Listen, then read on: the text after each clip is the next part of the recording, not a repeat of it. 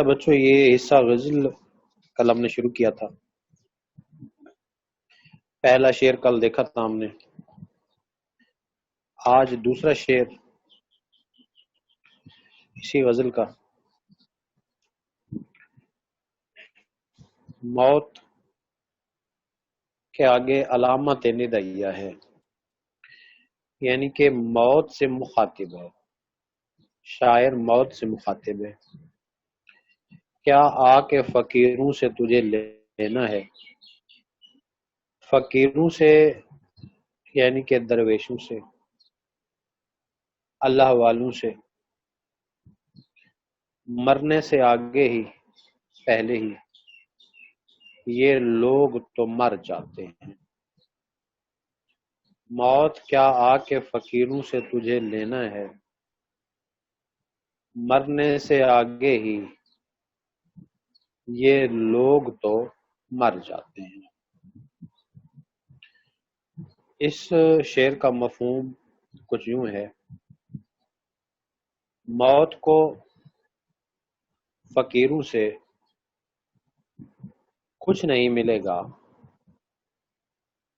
کیونکہ فقیر تو مرنے سے پہلے ہی مر جاتے ہیں. موت کو فقیروں سے کچھ نہیں ملے گا، کیونکہ فقیر تو یا درویش تو مرنے سے پہلے ہی مر جاتے ہیں.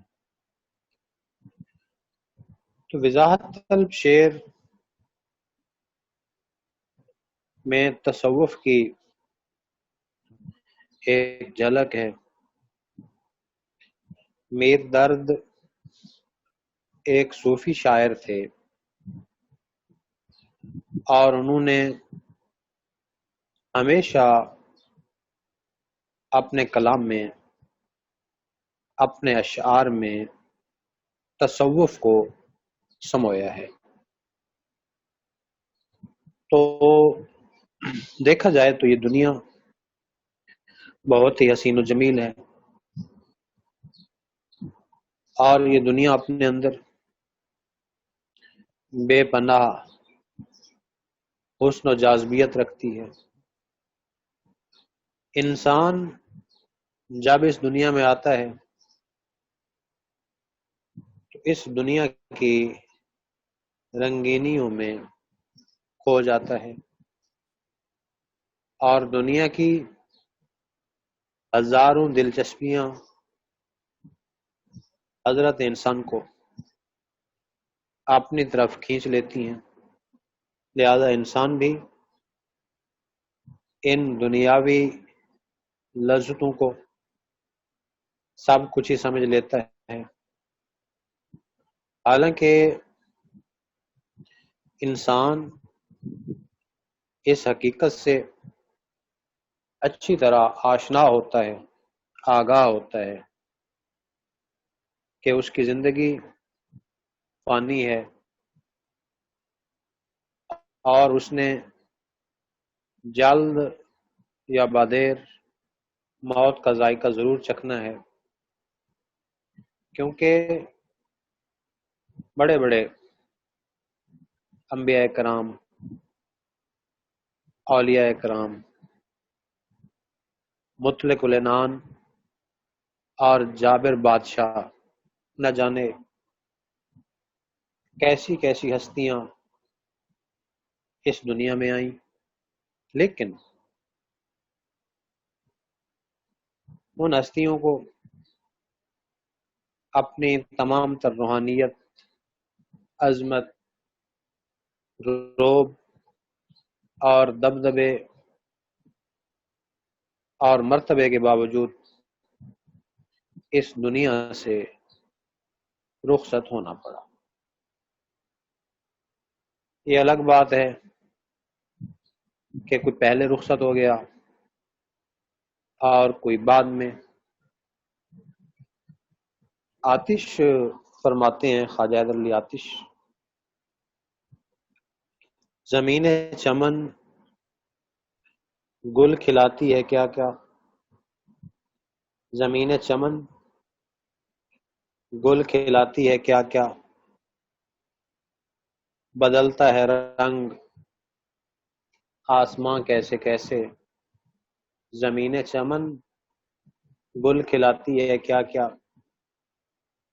بدلتا ہے رنگ آسماں کیسے کیسے، نہ گورے سکندر نہ ہے قبر دارا، نہ گورے سکندر نہ ہے قبر دارا، مٹے نامیوں کے نشاں کیسے کیسے، مٹے نامیوں کے نشاں کیسے کیسے۔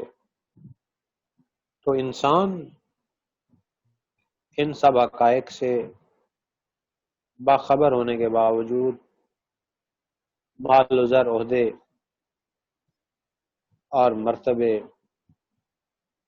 دنیاوی لذتوں، دنیاوی آسائشوں، سہولتوں اور شان و شوکت میں اس قدر گم ہو جاتا ہے، اور پھر جواز یہ پیش کرتا ہے، بہادر شاہ نے کہا نا، عمر دراز مانگ کے لائے تھے 4 دن، عمر دراز مانگ کے لائے تھے 4 دن، 2 آرزو میں کٹ گئے، 2 انتظار میں۔ اب اگر دیکھا جائے تو دنیا فانی میں سبھی انسان خواہش پرست نہیں ہیں۔ ایک طبقہ ایسا ہے جنہیں ہم اہل فقر یا صوفیاء کے نام سے جانتے ہیں۔ اس شعر میں انہی کی صفت بیان کی گئی ہے، صوفیاء کرام کی، درویشوں کی، اہل فقر کی، کہ ان کے نزدیک یہ دنیا اور اس دنیا کی رنگینیاں اور دلچسپیاں کوئی اہمیت نہیں رکھتی، اور اہل فقر دنیاوی مال و دولت، جاہ و منصب سے بے غرض ہوتے ہیں، اور اپنے قرب و جوار میں پھیلی ہوئی زندگی میں جتنی بھی اشیاء، لذتیں، مسرتیں ہیں، یہ صوفیاء، یہ اہل فقر ان سے ہاتھ کھینچ کر اس قدر کم وسائل پر گزارا کرتے ہیں کہ ان کی سانس اور جان کا رشتہ برقرار رہ سکتا ہے۔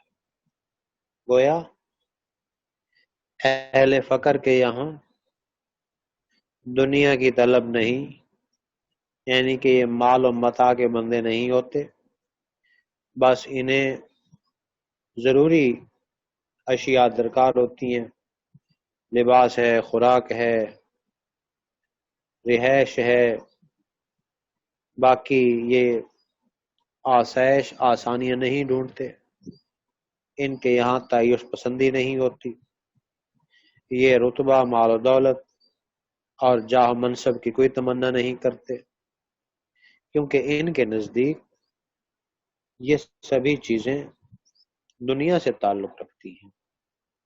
لہذا یہ اہل فقر، اہل درویش، یہ اپنے قول و فعل سے بھی کسی کو تکلیف نہیں پہنچاتے، یعنی کہ یہ ان کے بنیادی اوصاف ہوتے ہیں۔ اس کا مطلب یہ ہوا کہ اہل فقر، یہ درویش، یہ اللہ والے نفس کشی اختیار کرتے ہیں، اپنے نفس کو، اپنی خواہشات کو کچل ڈالتے ہیں، اور اپنی تمام دنیاوی خواہشوں کو اس طرح ترک کرتے ہیں کہ گویا دنیا سے ان کا کوئی تعلق تھا ہی نہیں، کیونکہ ان کے نزدیک دنیاوی چیزوں میں کوئی کشش نہیں ہوتی، یعنی کہ یہ اہل فقر جیتے جی بھی مرے ہوئے لوگوں کی طرح ہوتے ہیں۔ یعنی کہ اہل فقر کا ایک قول ہے، یعنی موت آنے سے پہلے مر جاؤ۔ تو ہو سکتا ہے کہ شاعر نے بھی اسی پہلو کی طرف، زندگی کے اسی پہلو کی طرف ہم نے اشارہ کیا ہو کہ دل میں پیدا ہونے والی تمام خواہشات کو اس طرح ختم کر دینا چاہیے کہ دل میں سوائے محبوب حقیقی کی یاد کے اور انسان کے پانے کی خواہش باقی نہ رہے، کیونکہ انسان تو خواہشات کا ذخار ہے۔ ہر لمحہ انسان کے دل میں خواہشیں پنپتی رہتی ہیں۔ غالب نے کہا نا، ہزاروں خواہشیں ایسی ہیں، ہزاروں خواہشیں ایسی ہیں کہ ہر خواہش پہ دم نکلے، ہزاروں خواہشیں ایسی ہیں کہ ہر خواہش پہ دم نکلے، بہت نکلے میرے ارماں لیکن پھر بھی کم نکلے۔ تو اب جو اہل فقر ہیں، جو صوفیاء کرام ہیں، تو یہ دنیا دار انسانوں کی مانند نہیں ہوتے، کیونکہ دنیا دار انسان مال و متاع کے بندے ہوتے ہیں، دنیا دار ہوتے ہیں، دنیا پرست ہوتے ہیں، موت سے خوف زدہ ہوتے ہیں، موت سے ڈرتے ہیں، کیونکہ دنیا دار انسانوں کے دلوں میں دنیا اور دنیاوی خواہشات کی ہوس ہوتی ہے۔ جو شخص یعنی کہ اہل فقر، اللہ والا، جو دنیا سے بے نیاز ہو چکا ہوتا ہے، اسے موت سے کیا خوف ہو سکتا ہے؟ کیونکہ موت اللہ والوں سے، موت اہل فقر سے کچھ بھی نہیں چھین سکتی۔ موت اللہ والے کا دنیاوی دولت کوئی بھی دنیا کی چیز نہیں ہوتی جو موت کے بعد اس سے چھن جائے گی۔ تو رہی زندگی، تو زندگی بھی تو اللہ تعالیٰ کی عطا ہے، اللہ تعالیٰ کی دین ہے۔ زندگی کا خاتمہ ضرور ہونا ہے، کل نفس ذائقۃ الموت۔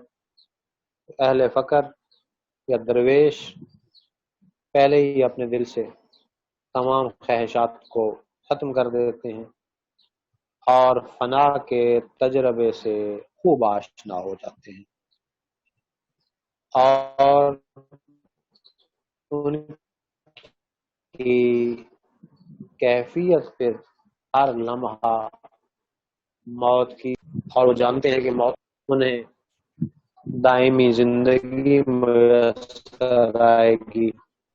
اقبال فرماتے ہیں، موت کو سمجھے ہیں غافل اختتام زندگی، موت کو سمجھے ہیں غافل اختتام زندگی۔ دوسرا مصرع ہے یہ شام زندگی صبح دوام زندگی۔ موت کو سمجھے ہیں غافل اختتام زندگی، ہے یہ شام زندگی صبح دوام زندگی۔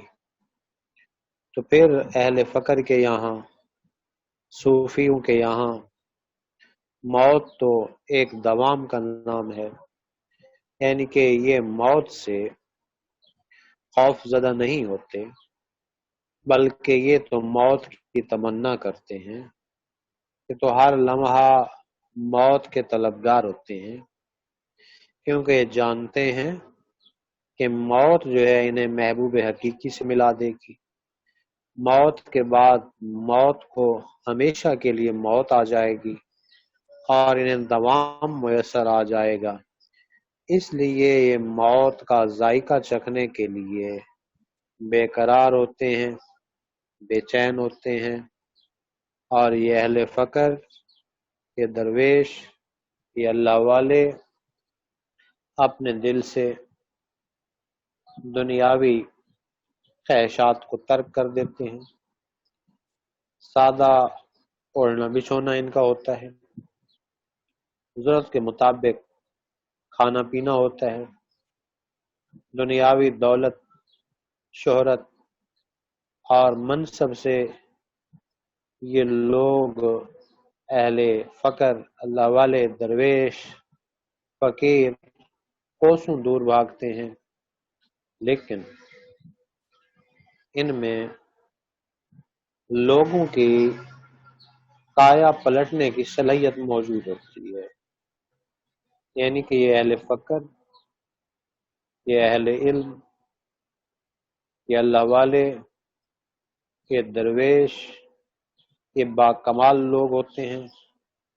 اگر یہ چاہیں تو معاشرے میں انقلاب برپا کر دیں، لوگوں کی قسمت ہی تبدیل کر دیں، کیونکہ یہ بادشاہ نہیں ہوتے. بادشاہ کو تو اپنی بادشاہت پر غرور ہوتا ہے، اپنے مرتبے اور منصب پر غرور ہوتا ہے. لیکن اہل فقر کے یہاں بادشاہ کا تخت، بادشاہ ایک معمولی بات ہوتی ہے. ان کے لیے کوئی ہے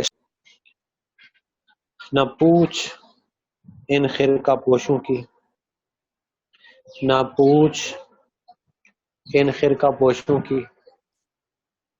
ارادت ہو تو دیکھ ان کو، نہ پوچھ ان خرقہ پوشوں کی. ارادت ہو تو دیکھ ان کو. دوسرا مصرع ہے، یدے بیضا لیے بیٹھے ہیں اپنی آستینوں میں. نہ پوچھ ان خرقہ پوشوں کی. ارادت ہو تو دیکھ ان کو، یدے بیضا لیے بیٹھے ہیں اپنی آستینوں میں. اب سوال ہے کہ اہل فقر، درویش، اللہ والے بظاہر دنیا کی نگاہ میں کوئی حیثیت نہیں سمجھتے ہیں، لیکن روحانیت سے مالا مال ہوتے ہیں. اور اگر یہ چاہیں تو یہ لوگوں کی کایا پلٹ دیں، لوگوں کی قسمت تبدیل کر کے رکھ دیں، کیونکہ ان کا تعلق ذات حقیقی سے ہوتا ہے. اور ذات حقیقی تو قادر ہے، کریم ہے، جاہ و جلال کی مالک ہے. تو وہی بات ہے، اقبال فرماتے ہیں، دارا و سکندر سے، دارا و سکندر سے وہ مرد فقیر اولا. الف واو لام چھوٹی یہ اوپر کھڑی الف. دارا و سکندر سے وہ مرد فقیر اولا. دوسرا مصرع ہے، وہ جس کی فقیری میں بوئے اسد اللہ، وہ جس کی فقیری میں بوئے اسد اللہ.